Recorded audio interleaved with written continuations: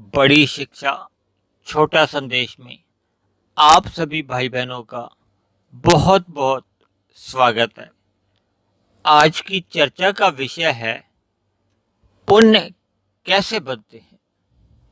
देखिए, कुछ दिन पहले हमने चर्चा की थी पाप कैसे बनते हैं। आज हम चर्चा करने जा रहे हैं पुण्य कैसे बनते हैं। शास्त्रों में 84 लाख प्रकार की अलग अलग योनियां हैं। इसमें केवल मनुष्य योनि ही कर्म योनि बताई गई है।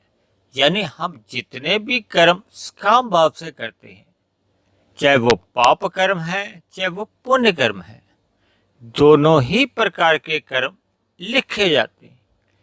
केवल निष्काम भाव से जो हम कर्म करते हैं, केवल वो हमारे कारण शरीर में नहीं लिखे जाते। यानी उन निष्काम कर्मों का कोई कर्माशय नहीं बनता। लेकिन पाप कर्म जितने भी करते हैं या पुण्य कर्म किसने भी करते हैं, वे सभी लिखे जाते हैं, इनका कर्माशय बनता है। और जैसे ही हमारे पाप या पुण्य कर्म पक जाते हैं, दूसरे शब्दों में जब वो फल देने के लिए तैयार हो जाते हैं, देखिए जो हम पाप कर्म करते हैं उनका दुख रूपी फल आता है, जो हम पुण्य कर्म करते हैं उनका सुख रूपी फल आता है। अब हम बात करते हैं कि पुण्य कर्म करने का क्या लाभ है। देखिए, सर्वप्रथम इसका पहला लाभ तो ये है कि हम पाप कर्मों से बच जाते हैं। जब हम पुण्य कर्मों की ओर प्रेरित होते हैं, यानी कि हमारे चिंतन में आ जाता है कि हमें पुण्य कर्म ही करने हैं, तो फिर ऐसे में हमसे पाप कर्म अक्सर होने समाप्त हो जाते हैं, जब हमारा विशेष ध्यान पुण्य कर्मों की ओर ही रहता है। देखिए, पुण्य कर्मों की प्रेरणा अक्सर जब हम सतोगुण में रहते हैं, यानी जब हम परमात्मा के सत्संग करने लगते हैं, तभी हमें इन कर्मों का ज्ञान होने लगता है कि पाप क्या है पुण्य क्या है। अक्सर जब मनुष्य रजोगुनी होता है ना, उनका ज्ञान धुंधला होता है, और जो तमोगुनी लोग होते हैं उनमें ज्ञान तो होता ही नहीं। यानी देखिए, तमोगुण को अंधकार से प्रेरित किया जाता है, अज्ञानता से भी जोड़ा जाता है। यानी अक्सर ऐसा माना जाता है कि तमोगुनी संस्कार वाले जितने भी मनुष्य हैं उनमें अज्ञानता ही बनी रहती है, ज्ञान नहीं के बराबर ही होता है। अब हम बात करते हैं कि पुण्य कर्म बनते कैसे हैं। देखिए, इसको आप एक साधारण भाषा में समझ लीजिए। जब हम अपनी स्थूल इंद्रियों द्वारा कोई भी ऐसा कर्म करते हैं जिससे किसी मनुष्य को या प्रकृति के जो अन्य जीव हैं, चाहे कोई पशु है चाहे पक्षी है या कोई कीट पतंग है या पेड़ पौधा है, उसको सुख मिलता है, ऐसे सभी हमारे कर्म पुण्य कर्म गिने जाते हैं। ये पुण्य कर्म सकाम भाव से भी हो सकते हैं और निष्काम भाव से भी हो सकते हैं। देखिए, निष्काम भाव से जब हम कोई भी पुण्य कर्म करते हैं ना, तो वो हमारी फिर आध्यात्मिक यात्रा को, यानी परमात्मा की ओर जो हम आध्यात्मिक यात्रा पर चलना आरंभ करते हैं ना, उसको थोड़ी गति देने लगते हैं। जबकि हम जो जितने भी सकाम भाव से पुण्य कर्म करते हैं, देखिए पाप कर्मों से तो मैंने बताया ना पुण्य कर्म अच्छे ही माने जाते हैं, लेकिन पुण्य कर्म भी बंधन का ही कारण होते हैं। दूसरे अर्थों में आप सकाम पुण्य कर्मों को बैंक में रखी हुई एफडी भी समझ सकते हो। देखिए, जैसे हम बैंक में जाके 2000 5000 10,000 की एक एफडी बनाते हैं, 6 महीने की, साल की, 5 साल की, यानी कि वो फिर हमें ब्याज के साथ लौटकर हमें ही मिलती है। इसी तरह देखिए, हम जितने भी सकाम भाव से पुण्य कर्म करते हैं उनका फल हमें ही लौट के मिलता है। लेकिन पुण्य कर्मों का जितना भी फल मिलता है वो प्रकृति के साधनों द्वारा ही मिलता है। दूसरी बात, शास्त्रों में कई जगह दान की चर्चा आती है, कई जगह पुण्य शब्द का इस्तेमाल आता है। तो इसके बारे में भी थोड़ा सा मैं आपको बात बता दूं।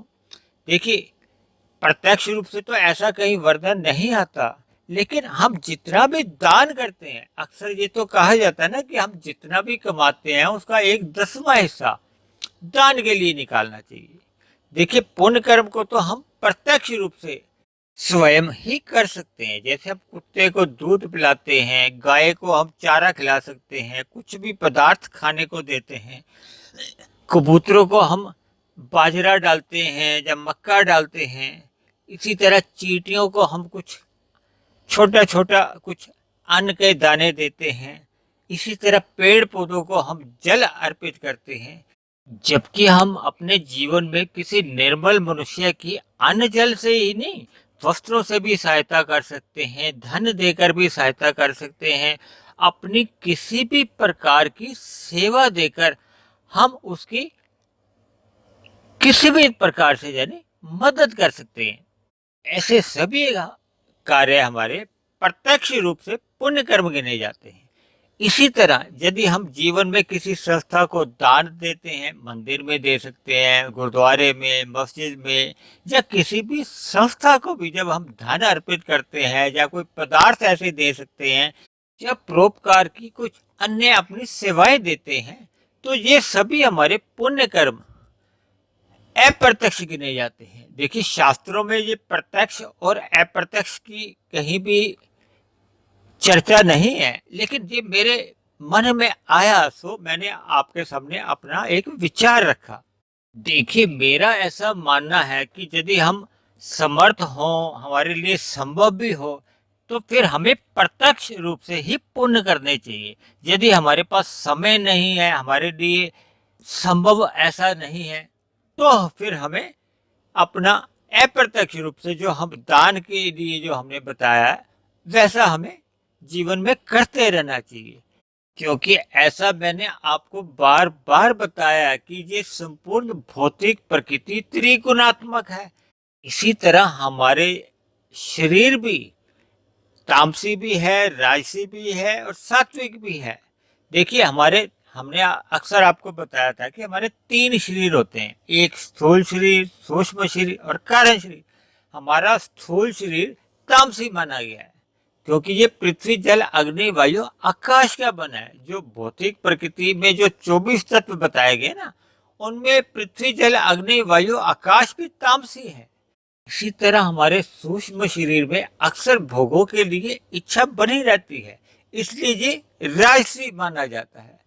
और जबकि कारण शरीर हमारा परमात्मा की तरफ से तो ये सात्विक ही दिया गया है, लेकिन हम भोगों के कारण या पाप कर्मों के कारण या सात्विक कर्मों के कारण हम अपने कारण शरीर को कभी हम तामसी बना लेते हैं, कभी राजसी बना लेते हैं, कभी हम सात्विक बना लेते हैं। और जबकि आत्मा तो देखिए इन गुणों से परे है, मायातीत है, यानी कि वो सतो, रजो और तमो गुणों से परे है। लेकिन हम इन गुणों का जितना जितना संग करते हैं ना, फिर वैसे वैसे हमारे अंदर संस्कार बनते हैं, यानी हमारा स्वभाव बन जाता है। इसलिए जैसा जैसा मनुष्य का स्वभाव होता है, फिर वैसे वैसे ही हमारे पुण्य कर्म होते हैं। यानी कि हमारे पुण्य कर्म तामसी भी हो सकते हैं, राजसी भी हो सकते हैं, सात्विक भी हो सकती है। देखिए, सात्विक पुण्य कर्म तो सबसे अच्छे माने जाते हैं।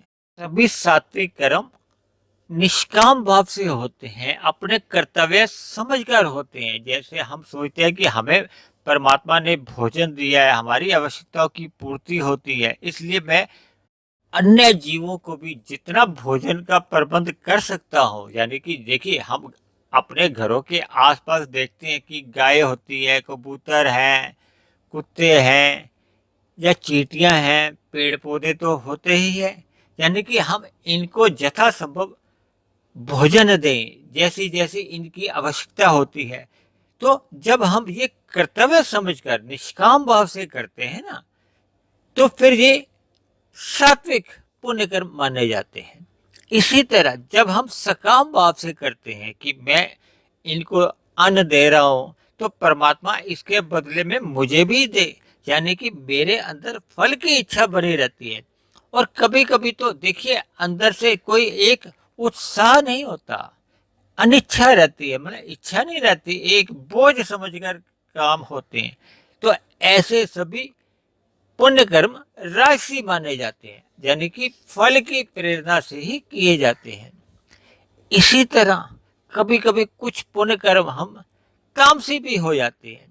देखिए, कभी कभी हम किसी अयोग्य व्यक्ति को मन मारते हुए भी दे देते हैं। जैसे हम देखिए, यातायात में चल रहे हैं, कोई मांगने वाला आ गया जिसकी मन से इच्छा नहीं है, यानी कि हम चाहते नहीं कि उसको दे, लेकिन कुछ परिस्थितियां कभी कभी ऐसी बन जाती हैं। विशेष रूप से भारत में तो ऐसी परिस्थितियां हम आए दिन देखते ही रहते हैं।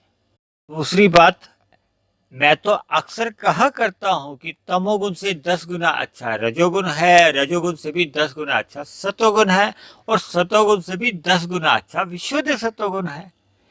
तो उसी संदर्भ को ये पुण्य कर्मों से भी आप जोड़ सकते हैं। यानी कि देखिए, पुण्य कर्म पाप कर्मों से तो बहुत ही अच्छे हैं, जीवन में करते रहना चाहिए ताकि हम अधोगति से बच जाते हैं। लेकिन सात्विक पुण्य कर्म सबसे अच्छे हैं, क्योंकि निष्काम भाव से किए जाते हैं। ये हमें परमात्मा में हमारी प्रीति करवाते हैं, हमारी आध्यात्मिक उन्नति करवाते हैं। अगर हम सात्विक पुण्य कर्म नहीं कर पाते तो फिर उससे तो फिर राजसी पुण्य कर्म भी कर लेने चाहिए। यदि राजसी पुण्य कर्म भी हम नहीं कर पाते तो तामसी पुण्य कर्म भी जो अक्सर हो जाते हैं, या बिना मन के अनिच्छा से भयवश भी कभी कभी हो जाते हैं, इनको करने में भी कोई बुराई नहीं है। यानी कि पुण्य कर्म अपने आप में ही अच्छे ही माने जाते हैं।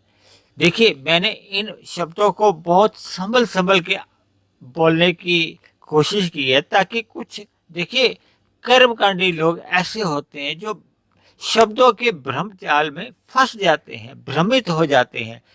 शास्त्रों का जो मूल उद्देश्य होता है, जो शास्त्र हमें बताना चाहते हैं, उससे थोड़ा भ्रमित हो जाते हैं।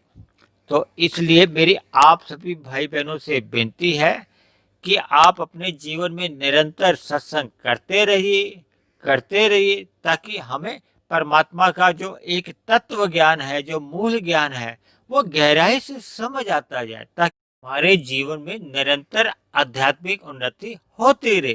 क्योंकि मनुष्य जोनि तो देखिए आध्यात्मिक उन्नति करने के लिए ही मिला है। भौतिक उन्नति हम अपने जीवन में जितनी भी कर लेते हैं, वो बढ़ने के साथ ही समाप्त हो जाती है। देखिए, मैं तो यहाँ तक समझता हूँ कि मृत्यु से पहले के भी 5-10 साल जो होते हैं, उसमें भी हमारी जो भौतिक उन्नति की होती है हमने, वो भी हमारे प्रयोग में नहीं आती, यानी भोग में नहीं आती। क्योंकि देखिए, जब हमारा वृद्धावस्था में हमारी स्थूल इंद्रियां इतनी शिथिल हो जाती हैं कि हम उन भौतिक उपलब्धि द्वारा जितने भी सुख सुविधा के साधन होते हैं या स्वाद भरे व्यंजन होते हैं, उनको भोगने में एक साधारण मनुष्य असमर्थ होता है। तो मेरी आप सभी भाई बहनों से विनती है, मिले हुए जीवन में आप जितनी अधिक आध्यात्मिक उन्नति कर सकते हैं, वो हमें कर लेनी चाहिए। क्योंकि की गई आध्यात्मिक उन्नति बढ़ने के बाद भी, यानी कि जो हमें अगला मनुष्य जोनी मिलती है, उसमें हमें पुनः वो की गई आध्यात्मिक उन्नति पुनः सुरक्षित रूप में मिल जाती है। तो आज की चर्चा को, आज के सत्संग को हम यही विश्राम देते हैं। आप किसी भाई बहन का कोई प्रश्न हो, कोई बात समझ में नहीं आई हो, तो आप कमेंट्स बॉक्स पर जाकर अपने विचार, अपने प्रश्न, अपने सुझाव लिख सकते हैं। दूसरी बात, यदि आपको मेरे इन वीडियो से ज्ञानवर्धक बातें अच्छी लगती हो, आपके जीवन में सुधार आता हो, तो मेरी आपसे विनती है कि आप मेरे इस ज्ञानात्मक चैनल को स्वयं भी सब्सक्राइब करें, व अन्य सतोगुणी भाई बहनों से भी, जो जीवन में परमात्मा से जुड़ना चाहते हैं, अपने अंधविश्वास दूर करना चाहते हैं, जीवन में ज्ञान रूपी दीपक जलाए रखना चाहते हैं, ऐसे सभी भाई बंधुओं को भी इस ज्ञानात्मक चैनल के साथ जोड़ने का प्रयास करें। तो कल फिर मिलते हैं एक नए विषय को लेकर, एक नए संदेश के साथ। तब तक आप सभी भाई बहनों का बहुत बहुत धन्यवाद।